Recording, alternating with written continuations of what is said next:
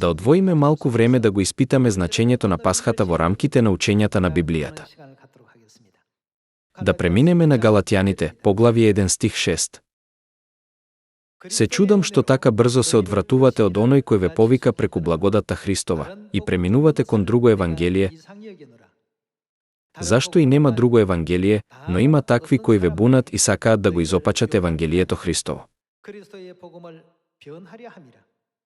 Дали е дозволено Христовото евангелие да се менува или не?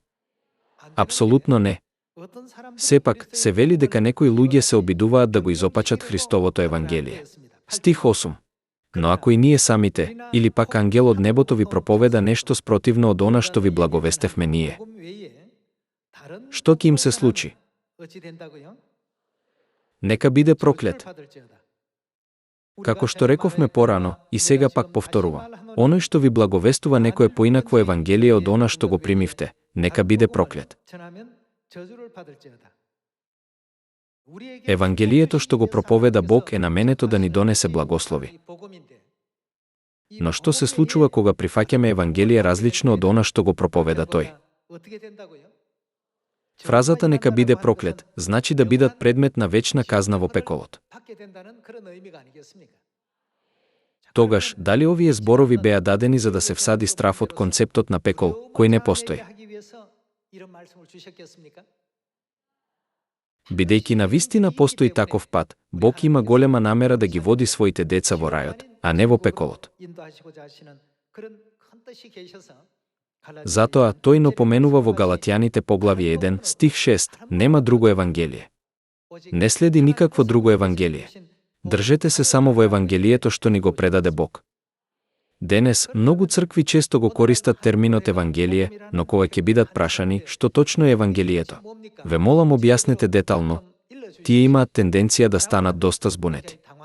Причината лежи во нивниот неуспех јасно да го организираат специфичниот концепт на евангелието. Но дали во Библијата нема ништо што ни овозможува детално да го разбереме евангелието? Бидејќи сите одговори се во Библијата, ние мора да ги бараме одговорите во неа. Да се свртиме кон Колошаните, поглавје 1. Во стих 21 е напишано: И вас, кои некогаш бевте отуѓени од Бога и непријатели поради помислите кон лоши дела, сега ве примири во телото на неговото тело, преку неговата смрт, за да ве представи пред себе свети, непорочни и без вина.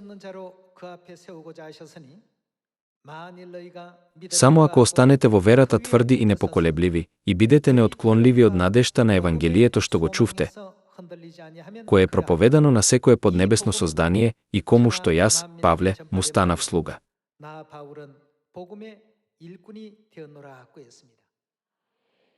Тука можеме да добиеме една важна индикација.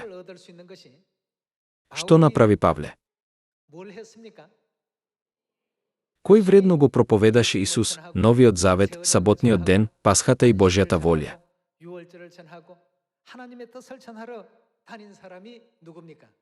Тоа беше апостол Павле.